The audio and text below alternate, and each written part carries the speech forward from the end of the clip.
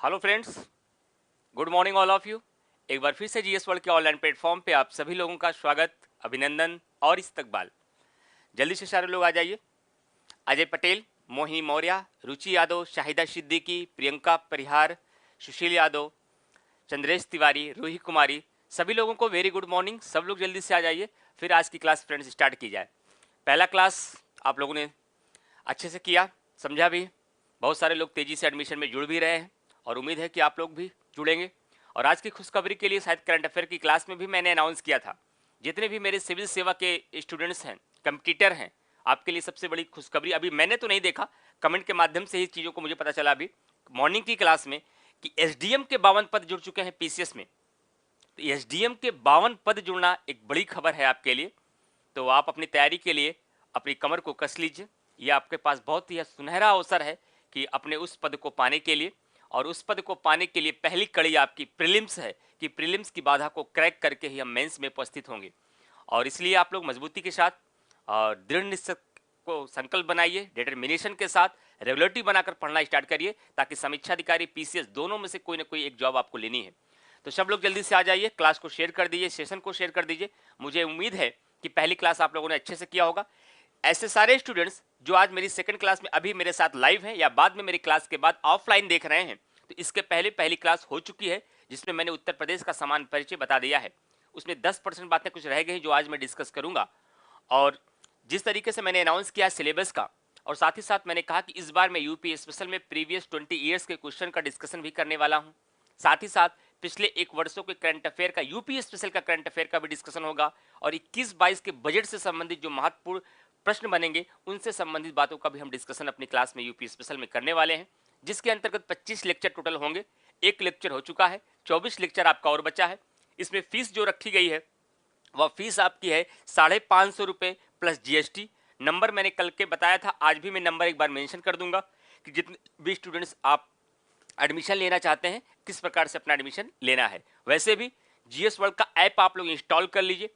GS world का app को install करने के पश्चात जैसे ही आप ओपन करेंगे तो नीचे जाएंगे, जहां से आपने इंडियन पॉलिटी को परचेस किया, जीएस के अन्य कोर्सों को परचेस करते हैं, तो नीचे जाएंगे, यूपी स्पेशल का भी कोर्स वहीं पे होगा, वहां से आप डायरेक्ट परचेस कर सकते हैं। और डायरेक्ट परचेस नहीं कर पाते हैं तब मैं आपको नंबर दे दूंगा, वहां पर आप कॉन्टेक्ट करके एडमिशन ले सकते हैं। ठीक, तो आप लोग ज़्यादा से ज़्यादा लोग क्लास में जुड़िए, सेशन को शेयर करिए। और आज की क्लास में आगे बढ़ते हैं। अरे ऐसी कोई बात नहीं है, एजुकेशन हब जी कह रहे हैं बिना पढ़े डिसलाइक कौन कर देते हैं। एक्चुअली फ्रेंड्स होता क्या है ना, एक दो बच्चों को जो डिसलाइक होता है, तो अभी हमारी स्टूडेंट्स के बीच ग्रामीण परिवेश से बहुत सारे ऐसे स्टूडेंट्स होते हैं जो जागरूकता की थोड़ा सा कमी है, टेक्नोलॉजी का उतना नॉलेज नहीं होता है, कई बार उनको पता नहीं हो पाता कि लाइक ये वाला है, डिसलाइक ये वाला है। तो इस पर भी लाइक समझ के हो सकता है उनकी आत्मा में उसके अंदर भान हो, अच्छा करने के प्रयास में हो लेकिन बुरा हो जाता होगा, ऐसे डिसलाइक कई बार आ जाते हैं। उसके लिए बहुत माइंड मत क्या करिए, हम लोग अच्छा करें, अपने अच्छे करने पर विश्वास करें। कितनी लाइक आए कितनी डिसलाइक, इससे क्या लेना देना, हम अपना 100% दें, यही आपको भी करना होगा। आप अपने काम के प्रति समर्पित रहिए, आप ईमानदार रहिए, मेहनत के साथ अपना काम करिए। जिस भी काम को आप कर रहे हैं ये परवाह किए बगैर कि हमें किसके लिए कितनी लाइक मिल रही है, कितनी डिसलाइक। मैं बोलने के लिए बोलता हूं क्योंकि एक फॉर्मेलिटी के तौर पर है, जो लाइक मिलता है संस्थान के लिए भी बेहतर होता है, एक अपनी खुद की वैल्यू के लिए बेहतर होता है, तो इसलिए तो मैं कह देता हूं। लेकिन मुझे इसकी बात की बहुत परवाह नहीं होती कि आप लोग डिसलाइक कर रहे हैं या लाइक, बस मुझे परवाह इस बात की है कि जो आपके लिए आवश्यक है, क्या उस लहजे पे मैं सही से ईमानदारी के साथ वर्क कर रहा हूं या नहीं। मुझे उस वर्क पे भरोसा है, कुछ ना कुछ दिन बाद सभी समझ जाएंगे कि वर्क कैसे हो रहा है। चलिए सभी लोग जल्दी से आइए। चलिए लव तिवारी जी कह रहे सर जनगणना एवं नगरीकरण भी पढ़ा दीजिए, 2-4 प्रश्न बढ़ जाता है। ठीक है, वो जो मेरे क्लासेस वहां पे हो रहे हैं पीसीएस में, वहां पे जनगणना नगरीकरण में कोशिश करूंगा कवर करने के लिए। देखते हैं, बात करते हैं, अगर जरूरत पड़ी तो पीसीएस के एग्जाम के पहले मैं यूट्यूब पर, वैसे भी मेरी यूट्यूब पर एक क्लास है जनगणना की, जिसमें शायद 5 घंटे की मेरी क्लास है, वहां भी आप लोग कर सकते हैं। बाकी हम एग्जाम के पहले क्वेश्चन भी करा देंगे और पढ़ा भी देंगे। चलिए इसी के साथ अपने क्लास की तरफ आगे बढ़ते हैं। और कल की क्लास में फ्रेंड्स एक बार मैं थोड़ा सा रिकैप करूंगा 2 मिनट के लिए, कि कल हम लोगों ने उत्तर प्रदेश का समान परिचय पहला टॉपिक कंप्लीट किया था। उस समान परिचय में पूरा मैंने अपने मैपिंग के माध्यम से सब कुछ समझाने का प्रयास किया। उत्तर प्रदेश के विभिन्न समय में बदले हुए उत्तर प्रदेश के जो नाम थे, उत्तर प्रदेश की राजधानियों का जो सफर था, उत्तर प्रदेश के जो नामों का सफर था, और उत्तर प्रदेश का राज्य का पुनर्गठन, उसका विभाजन, उसका स्थापना, सारी बातें हम लोगों ने देखी थी। इन सब के अलावा उत्तर प्रदेश की भौगोलिक स्थिति को देखी थी कि उत्तर प्रदेश के राज्य से कितने और राज्य लगे हैं, कितने देश की सीमा लगी हुई है, इसका उत्तरी, दक्षिणी, पूर्वी और पश्चिमी जिला कौन कौन सा है, साथ ही साथ साक्षरता की दृष्टि से बड़ा और छोटा, जनसंख्या घनत्व में बड़ा और छोटा, वर्षा की दृष्टि से बड़ा और छोटा, क्षेत्रफल की दृष्टि से बड़ा और छोटा, जनसंख्या में बड़ा और छोटा, इन सब के अलावा और भी बहुत सारी बातें कि क्षेत्रफल कितना है, जनसंख्या कितना है, भारत के साथ इसकी तुलना करके लिंगानुपात कितना है, जनसंख्या घनत्व कितना है, इन सारी बातों का डिस्कशन मैंने कल की क्लास में किया था। और वो कल की क्लास आपके एग्जामिनेशन के लिए बहुत इंपॉर्टेंट है, क्योंकि वहां से मोस्टली क्वेश्चन आपके एग्जाम में एक दो प्रश्न हमेशा आ जाते हैं। उसमें कुछ बातें रह गई थी लास्ट में। अच्छा, कल की क्लास में शायद एक जगह हमारे मुंह से उत्तर प्रदेश का राष्ट्रीय वृक्ष की जगह बरगद निकल गया था, वो भारत वाला जो है तो अशोक है, राजकीय वृक्ष शायद अशोक है। मैं कमेंट में देख रहा था किसी बच्चे ने मेंशन किया था कि तो शायद आपने सही कमेंट भी किया था, कुछ जल्दबाजी में टंग स्लिप होने की वजह से कभी ऐसा हो सकता है। बाकी पता मुझे है ये कि अशोक ही यहाँ का उत्तर प्रदेश का राजकीय वृक्ष है। चलिए आगे चलते हैं फ्रेंड्स। एक बार मैं आप लोगों को, जो स्टूडेंट्स मेरे नए जुड़े हैं, तो मैं अब पूरा क्लास को मैं फिर से पढ़ाऊं ये पॉसिबल है नहीं। पीडीएफ कल मैंने नहीं शो किया था, केवल मैंने अपनी भाषा में आपको समझाया था, मैप के माध्यम से समझाने का प्रयास किया था। और ये पीडीएफ जितने भी बच्चे एडमिशन लेंगे उनको ये पीडीएफ डॉक्यूमेंट्स फॉर्म में प्रोवाइड की जाएगी। अच्छा, कुछ बच्चों की डिमांड ये थी कि सर जितनी भी चीजें आप बता रहे हैं अगर एक नवाचार मेरी तरफ से कर देते तो बहुत बेहतर होता। और मैं आपसे हमेशा कहता रहता हूं काम आपके लिए किया जा रहा है और आपके सुझावों को जरूर सम्मिलित किया जाएगा यदि आपके लिए वो बेहतर होगा। तो बहुत सारे बच्चों ने कहा कि सर जैसे आप बताते हैं कि टेसू ये फूल है, ये वृक्ष है, बहुत सारे सांस्कृतिक स्थल बताएंगे तो वहाँ आप कभी बौद्ध स्तूपों की बात करेंगे, कभी आप ताजमहल की बात करेंगे, कभी फतेहपुर सीकरी की बात करेंगे, बहुत सारे लोक नृत्य पढ़ाएंगे। अगर आप इनको फिगर के रूप में दिखा देते तो हमारे माइंड में एक फ्रेमिंग और अच्छी हो जाती है। तो मैंने टीम से बात किया है, कोशिश करूंगा आगे की क्लासेस में जहां फिगर की आवश्यकता पड़े, हवाई अड्डों की बात आए, लोक नृत्य की बात आए, जनजातियों की बात आए, मेलों की बात आए, वहां फिगर का प्रयोग करेंगे। इस पर मैं वर्क कर रहा हूं, अपनी टीम को मैंने बता भी दिया है, तो मैं जरूर इसको शामिल करूंगा। और हमेशा ये प्रयास करता हूं हमारे स्टूडेंटों की जो डिमांड हो उनके लिए जो थोड़ा सा सहज हो पाए, जिससे उनको सुविधा हो पाए, उसको मैं करने का जरूर प्रयास करूंगा, ताकि आपकी तैयारी में कोई और बाधा ना आ पाए। हमारे नवाचार की वजह से यदि आपकी चीजें इजी हो सकती हैं तो मैं जरूर करने का प्रयास करूंगा। चलिए, तो एक बार मैं शॉर्ट में इसका रिवीजन करते हुए आगे बढ़ता हूं कि उत्तर प्रदेश का आकार लंबवत, ये आपने कल की क्लास में देखा ही था। इसकी पूरब से पश्चिम की लंबाई 650 किलोमीटर, उत्तर से दक्षिण 240। जहां जहां सर्कल कर रहा हूं यही पॉइंट फोकस करना है। पूरे भारत का क्षेत्रफल कितना है, इंडियन ज्योग्राफी में आप पढ़ते हैं 32,87,263 वर्ग किलोमीटर। और उत्तर प्रदेश का क्षेत्रफल कितना है, 2,40,928 किलोमीटर वर्ग किलोमीटर, जो 7.33% है। ये नोट्स आपको प्रोवाइड कराया जाएगा जितने भी बच्चे एडमिशन ले रहे हैं क्लास में। आगे चलते हैं। उत्तर प्रदेश की जनसंख्या की यदि बात की जाती है तो 19,98,12,341 व्यक्ति है, जो पूरे भारत का 16.5 है। लेकिन पूरे विश्व की जनसंख्या का भारत की जनसंख्या 17.51 है। ये पॉइंट भी याद रखिएगा। उत्तर प्रदेश का सबसे पूर्वी जिला बलिया, पश्चिमी शामली, उत्तरी सहारनपुर, दक्षिणी सोनभद्र। सारा नोट्स आपके पास है, किसी बुक्स की पढ़ने की आवश्यकता नहीं है, ये ध्यान रखिएगा। यूपी स्पेशल का क्लास करने के बाद जितना आपको नोट्स प्रोवाइड कराया जाएगा केवल उतना पढ़िए, जितना प्रीवियस ईयर के क्वेश्चन सॉल्व कराएं उसको सॉल्व करिए, उसका रिवीजन करिए, एग्जाम में धूमधाम से जाइए, कोई दिक्कत आपको नहीं होगी। उत्तर प्रदेश की सीमाओं में निम्नलिखित 8 राज्य लगे हुए हैं, एकदम क्लियर होना चाहिए आपका। अक्सर पंजाब और हरियाणा या फिर किसी और स्टेट को जोड़ के वहां सवाल पूछे जाते हैं। तो हिमाचल प्रदेश है, उत्तराखंड है, बिहार है, झारखंड है, छत्तीसगढ़ है, मध्य प्रदेश है, राजस्थान है, हरियाणा। ये 8 राज्य हैं जो उत्तर प्रदेश की सीमाओं से लगे हुए हैं। एक केंद्र शासित प्रदेश दिल्ली है तथा एकमात्र देश नेपाल लगा हुआ है। जितने भी फ्रेंड्स मेरे आज पहली बार जुड़े हैं तो कल इसको बाय मैपिंग मैंने समझाया है, मैप में सब कुछ दिखाया है। आज पीडीएफ में दिखा रहा हूं कि किस प्रकार से आपको नोट्स प्रोवाइड कराया जाएगा। तो जितने भी मेरे फ्रेंड्स क्लास से जुड़ चुके हैं एक बार पूरे सेशन को शेयर कर दीजिए, और भी स्टूडेंट्स आपके जुड़ पाए, आपके जो भाई हैं और भी और लोगों तक क्लास पहुंच पाए फ्रेंड्स। या बिल्कुल बिल्कुल ये कंप्लीट यूपी स्पेशल है। वन टाइम है फ्रेंड्स, 550 रुपए मात्र फीस है। इसमें मंथली क्या होगी, 25 लेक्चर है, इसमें मंथली क्या होगी। हाँ, चलिए वन टाइम फीस है 550 रुपए प्लस 18% जीएसटी।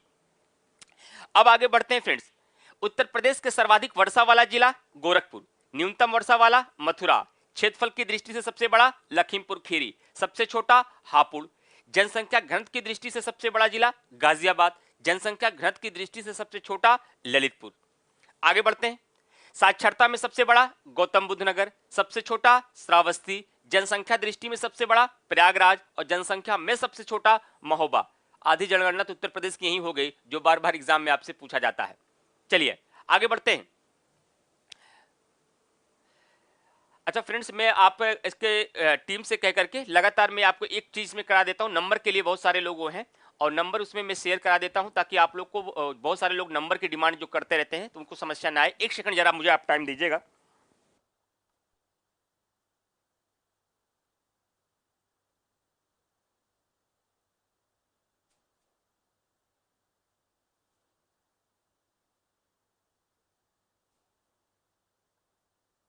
चलिए अब आगे चलते हैं। तो लिंगानुपात की बात की थी, इसका डिफिनेशन मैंने कल मेंशन कर दिया था, लास्ट में 6:2 है। लिंग प्रति 1000 पुरुषों पर महिलाओं की संख्या किसी देश, किसी राज्य, किसी जिले का लिंगानुपात कहलाता है। और उत्तर प्रदेश का औसत लिंगानुपात क्या है? 912। शिशु लिंगानुपात क्या है? 902।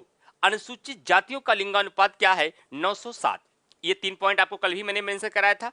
अनुसूचित जनजातियों का लिंगानुपात 951 था। उत्तर प्रदेश का राजकीय चिन्ह एक वृत्त के अंदर 2 मछलियां, अवध में जो मुस्लिम शासन का प्रतीक है, और धनुष बाण 1938 में इसको स्वीकृति प्रदान की गई है।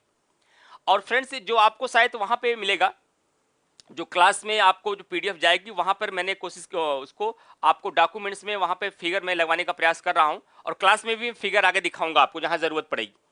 उत्तर प्रदेश का राजकीय पशु की बात की जाए तो बारहसिंगा है। इसका वैज्ञानिक नाम जो कल मैंने नहीं बताया था, रकुवर्स डुआकुली है। और उत्तर प्रदेश का राजकीय पक्षी ये आपका सारस है और इसे ग्रुस एंटीगोन इसका वैज्ञानिक नाम है। और उत्तर प्रदेश के राजकीय पुष्प की बात की जाए तो मैंने बताया था टेसू। हम लोग इसको टेसू बोलते हैं लेकिन इसे प्लास भी कहा जाता है। क्या कहा जाता है? इसे प्लास भी कहा जाता है। और इसका वैज्ञानिक नाम क्या है? इसका वैज्ञानिक नाम ब्यूटिया मोनोस्पर्मा है। ब्यूटिया मोनोस्पर्मा है। और उत्तर प्रदेश का राजकीय वृक्ष जो है वह अशोक है। क्या है? अशोक है। ये कल शायद तो उसमें बरगद मुंह से निकल गया था, वो भारत का है। और उत्तर प्रदेश की राजकीय भाषा, दोनों जगह से सवाल आपके एग्जाम में आएंगे। हिंदी 1947 में और द्वितीय राजकीय भाषा के रूप में उर्दू को अपनाया गया 1989 में। ये मोस्ट इंपॉर्टेंट क्वेश्चन है, कई बार आपके एग्जाम में पूछा गया है फ्रेंड्स।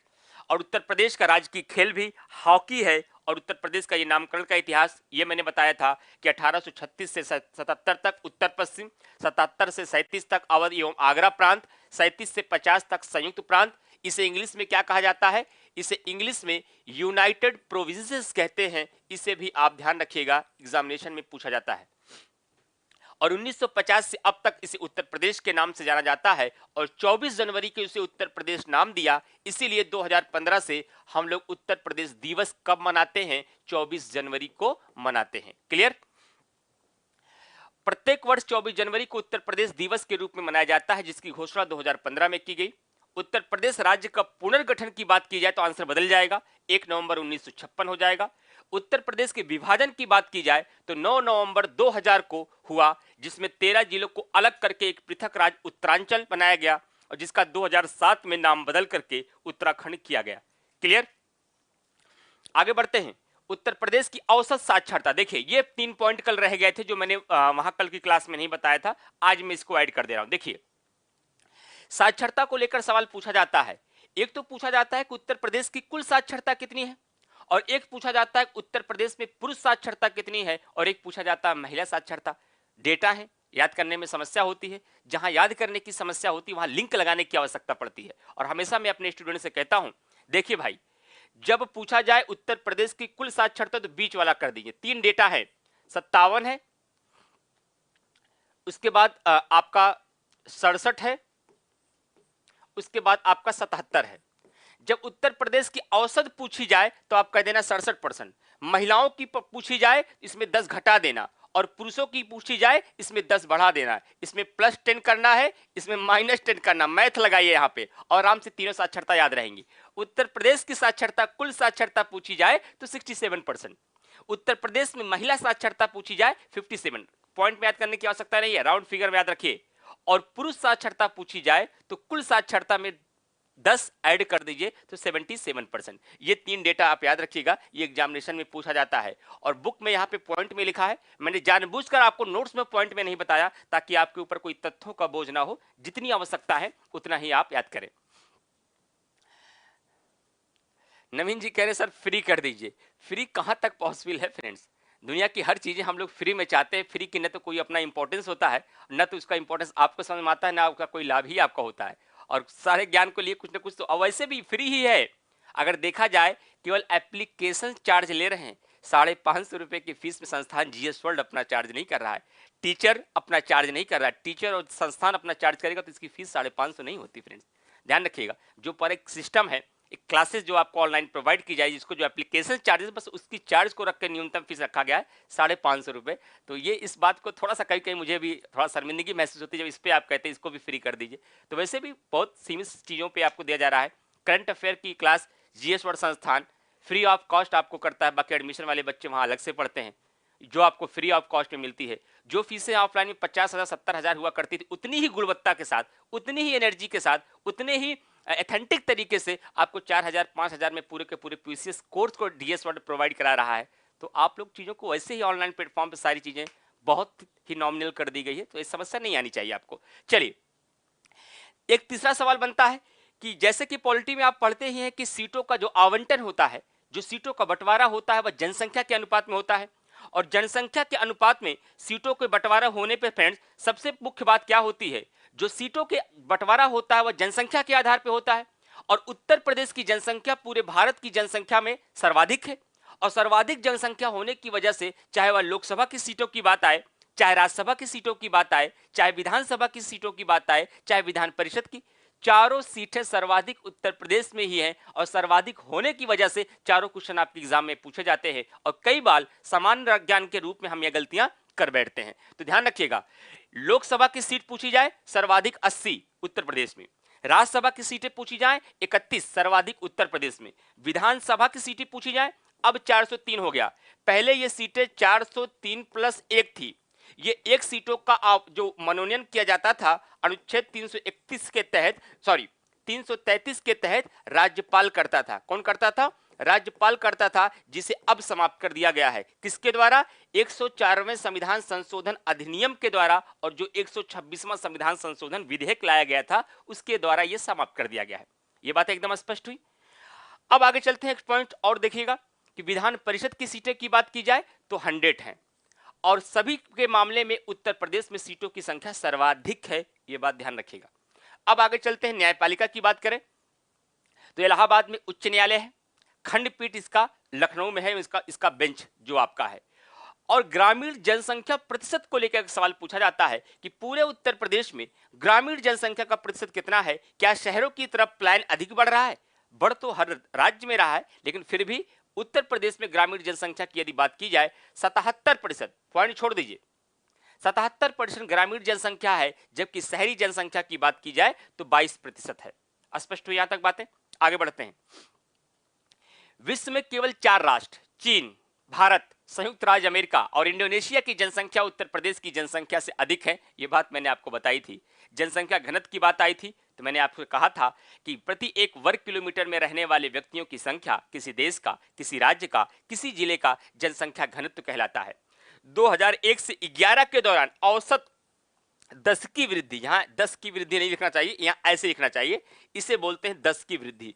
10 की वृद्धि का मतलब हुआ पिछले 10 वर्ष की तुलना में इस 10 वर्ष में टोटल पॉपुलेशन में कितना इंक्रीजमेंट हुआ है। तो टोटल इंक्रीजमेंट की यदि बात की जाए तो 10% की वृद्धि हुई है, 20.22। यहां पे मैं आपको कहूंगा कि पॉइंट में भी याद रखिएगा, नहीं फंसाया जा सकता है।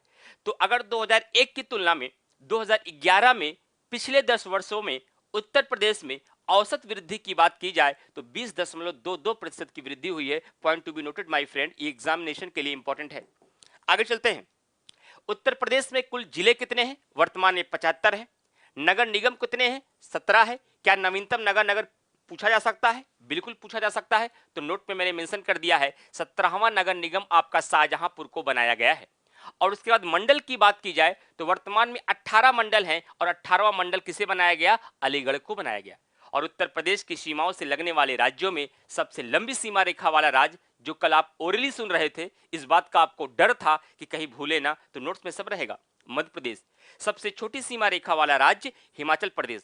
छोटी सीमा रेखा मतलब समझ रहे हैं, जो उत्तर प्रदेश के साथ सबसे छोटी सीमा बनाता है ऊपर वाला, ये हिमाचल, ये सबसे छोटी सीमा रेखा वाला है। लेकिन जो मैंने आपको ये बताया था, ये वाला पोर्शन, ये पूरा आपका ललितपुर था, ये पोर्शन पूरा आपका ललितपुर से लेके यहां तक वाला ये एमपी था। तो एमपी क्या कर रहा है, अपनी सीमा को यहां से यहां तक साझा कर रहा है, और हिमाचल क्या कर रहा है, केवल एक पॉइंट टच करके चला जा रहा है। तो सबसे छोटी सीमा रेखा वाला आपका हिमाचल था और सबसे बड़ी सीमा रेखा वाला एमपी था।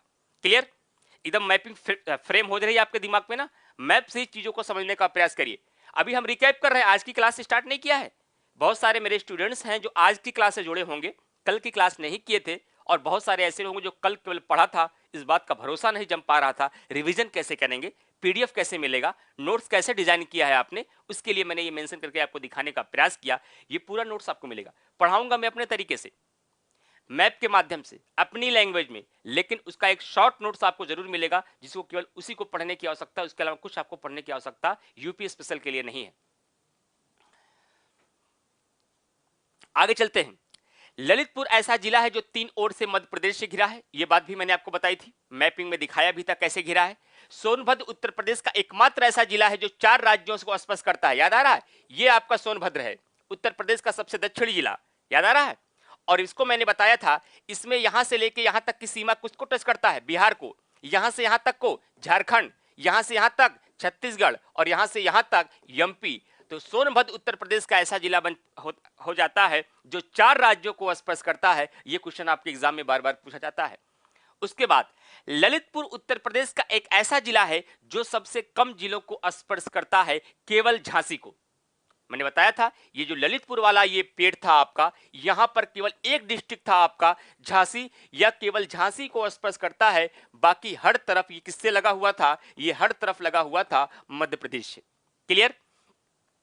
हरदोई, ये आंसर चेंज हो गया फ्रेंड्स, पहले मैं खुद पढ़ाता था तो इसको बनाई हुई बताता था, वो आप नवीनतम अपडेटेड मैप, अभी बहुत सारे मैप आपके अपडेट नहीं हुए हैं, पुराना मैप देखते हैं। कल किसी बच्चे ने मेरे व्हाट्सएप पे मैसेज किया था कि सर मैप में हम गिनती मिला रहे हैं, बदायूं सर्वाधिक जिलों को स्पर्श करने वाला जिला हो रहा है जो 9 जिलों को स्पर्श करता है, लेकिन नवीनतम मैप को आप देखेंगे तो वो परिवर्तन हो गया है। अब इसका आंसर हो जाएगा आपका हरदोई, पहले बदायूं था, मैंने पिछले कई वर्षों से बदायूं ही पढ़ाया है। चलिए, तो अब हरदोई उत्तर प्रदेश का ऐसा जिला है जो सर्वाधिक जिलों को स्पर्श करने वाला जिला है। राजधानियों के सफर में मैंने बताया था कि ये मत समझिएगा आज राजधानी लखनऊ है तो सदियों से राजधानी लखनऊ ही थी। तो 1858 तक उत्तर प्रदेश की राजधानी आगरा हुआ करती थी। 1858 से 1921 तक राजधानी इलाहाबाद हुआ करती थी। 1921 से अब तक की राजधानी उत्तर प्रदेश की लखनऊ है। समस्या यही होती है फ्रेंड्स, टीचर और बुक्स और स्टूडेंट के बीच जो तीनों का सामंजस्य है ना, इस तीनों के सामंजस्य में केवल एक अंतर है, वही किताबों को पढ़ के हमने भी सीखा होगा किसी दौर में, या अभी सीख रहे हैं, उसी किताबों को पढ़ने का आप प्रयास कर रहे हैं। लेकिन उस किताबों की अपेक्षा जब इस प्लेटफॉर्म को आप चुनते हैं तो आपके सामने जो काम मैंने करके समय खर्च किया है 2-3-4 सालों में, उसको एक जगह कलेक्ट करके बहुत सुनियोजित तरीके से दिया है, वो समय आपका बच जाएगा। आपको किताब में भटकने और की जरूरत नहीं है। जब आप बुक्स खोलते हैं ना, इन्हीं सारे पॉइंट्स को कवर करने के लिए कई बुकों को आपको खंगालना होगा, और तब जाकर कहीं एक जगह आप सारी चीजों को पा पाएंगे, और वही चीजें जो आपके एग्जाम के लिए इंपॉर्टेंट है।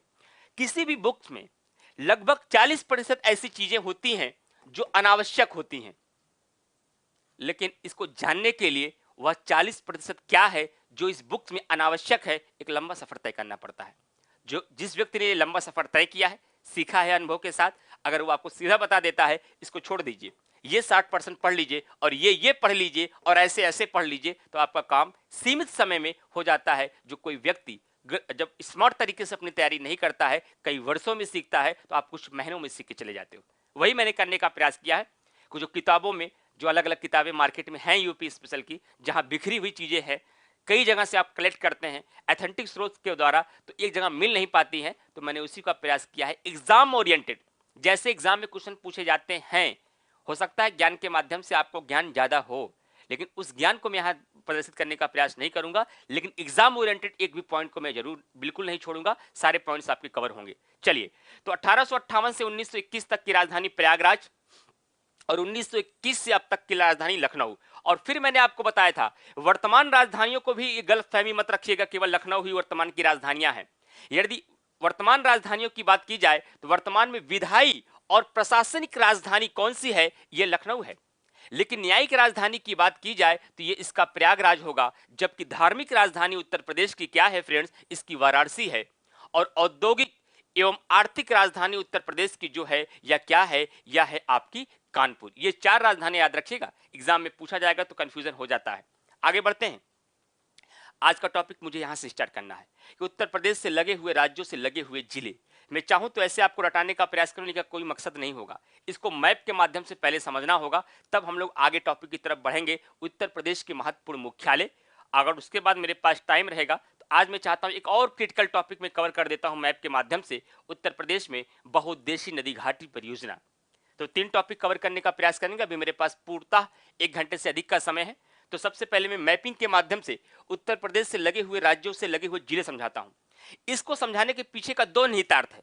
पहला कारण यह है कि कई बार हमारे एग्जामिनेशन में यह सवाल पूछ लिया जाता है, उत्तर प्रदेश से लगा हुआ राज्य या देश यह है, या उत्तर प्रदेश के कितने जिलों को स्पष्ट करता है, वहां मुझे जानना होता है। लेकिन ये चाहूं तो मैं ऐसे ही आपको याद करा दूं। मैपिंग में क्यों दिखाना चाहता हूं मैं, इसलिए दिखाना चाहता हूं कि आगे उत्तर प्रदेश का पूरा सफर तय करने के लिए, उत्तर प्रदेश की जनजातियों को पढ़ने के लिए, उत्तर प्रदेश के शिक्षा संस्थानों को पढ़ने के लिए, उत्तर प्रदेश के मेले और उत्सव को पढ़ने के लिए, उत्तर प्रदेश के हवाई अड्डों को पढ़ने के लिए, उत्तर प्रदेश के रेल मार्ग को पढ़ने के लिए, उत्तर प्रदेश में बहुउद्देशीय नदी घाटी परियोजना को पढ़ने के लिए, उत्तर प्रदेश में सांस्कृतिक स्थलों को पढ़ने के लिए हर एक जिले से खेलना है आपको। और जिले से खेलना तब आसान हो पाता है जब वो जिले हमें दिखने लगे मैपिंग में। अगर मैं कहूं बिजनौर तो दिखे कि सर बिजनौर कहां पे है, मगर मैं कहूं कुशीनगर तो कुशीनगर आपको सोचना ना पड़े, कुशीनगर दिखे कि मैप में वो कोने में महाराजगंज के नीचे देवरिया बलिया के ऊपर कुशीनगर लटक रहा है। जब ऐसे दिखेगा तब यूपी स्पेशल पढ़ना आसान होगा। और यही अपनाइए आप इंडियन ज्योग्राफी में भी, यही करिए आप वर्ल्ड ज्योग्राफी में भी। जिस दिन इंडियन और वर्ल्ड ज्योग्राफी में आप मैप से खेलने लगे, उस दिन ज्योग्राफी आपके लिए खेल हो जाएगा, जैसे यूपी स्पेशल 25 दिनों के बाद आपका खेल बनेगा। क्लियर?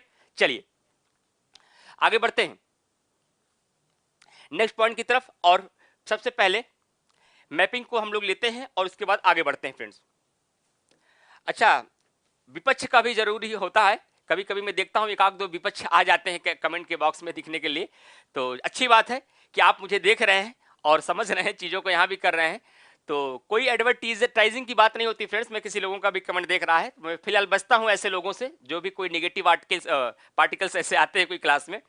चीज़ों को बताना पड़ता है फ्रेंड्स, वो आपको बताना पड़ेगा। ये चीज़ें किताबों में स्टूडेंटों के लिए लिख के नहीं आती फ्रेंड्स, कि कैसे पढ़ना है, क्या छोड़ना है, क्या करना है, स्ट्रेटजी क्या होनी चाहिए, तरीका क्या होनी चाहिए। ये भटकाव इसीलिए बड़े ज्ञान के बाद बड़े दिनों तक ये भटकाव रहता है, उसका सही समझ न होने की वजह से। वही करने का प्रयास किया जाता है। बाकी भारत देश के सब स्वतंत्र नागरिक हैं, सबको स्वतंत्रता का अधिकार मिला है। आपको सकारात्मक आलोचना करने का सबको हक है, आप करिए, निसंदेह करिए। लेकिन थोड़ा सा एक बार पहले सोचा करिए, हम लोग जो कर रहे हैं किसके विषय में कर रहे हैं, किस तरीके से है। वैसे ऐसे शब्द का इस्तेमाल हमारे सामने वही करेगा जो शायद पहली बार हमारी क्लास में एंट्री करेगा, और 10 दिन का भी सफर तय करके जाएगा तो यहीं होकर जाएगा, वो पलट कर वापस नहीं जा पाएगा, लेकिन वक्त देना पड़ेगा। तो किसी ने शायद कमेंट किया एडवर्टाइजिंग का बहुत अच्छा तरीका है। एडवर्टाइजिंग नहीं किया जाता फ्रेंड्स, ध्यान रखिएगा। जो हमारे स्टूडेंट्स पुराने जुड़े हैं वो व्यक्तित्व को भी समझते हैं, हमारे तरीकों को भी समझते हैं, और जीएस वर्ल्ड संस्थान की गरिमा को भी समझते हैं। तो ध्यान रखिएगा, चीज़ों को सिर्फ बताया जाता है, पहुंचा जाता है। एडवर्टाइजिंग क्या करेंगे हम, क्या करेंगे। चलिए आगे चलते हैं, सीधा अपने क्लास की तरफ चलते हैं। और सबसे पहले मैं एक मैप का प्रयोग करता हूं, उसके बाद फिर चीजों को डिस्कस करता हूं फ्रेंड्स। चलिए एक मैप लेता हूं मैं ऐसे कलर का, थोड़ा सा इसको ब्लैक में अगर आप मुझे दीजिए इसका, तो ताकि बच्चों को समझ में आए चीजें।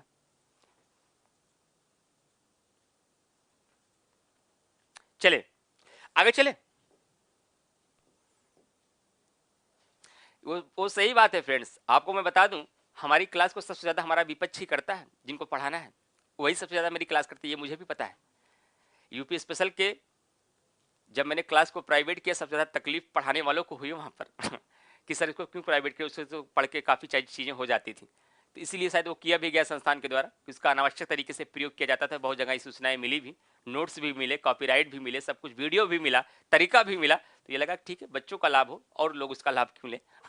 चलिए आगे बढ़ते, कोई बात नहीं, बुरा मत मानिएगा, किसी भी चीज़ को लेकर होता है, सब लोग को होता है। चलिए आगे चलते हैं, मैपिंग को लेकर चलते हैं। तो फ्रेंड्स जो भी जिसने भी कमेंट किया, थोड़ा सा कुछ दिन सफर तय कर लीजिए, 2-4 दिन पढ़ के जाइएगा तो सारी चीजें बेहतर हो जाएंगी। अब आते हैं मैपिंग की तरफ बढ़ते हैं फ्रेंड्स। एक बड़ा मैप में बनाने का प्रयास करूंगा, इसलिए क्योंकि काफ़ी चीज़ों को मुझे दिखाना है।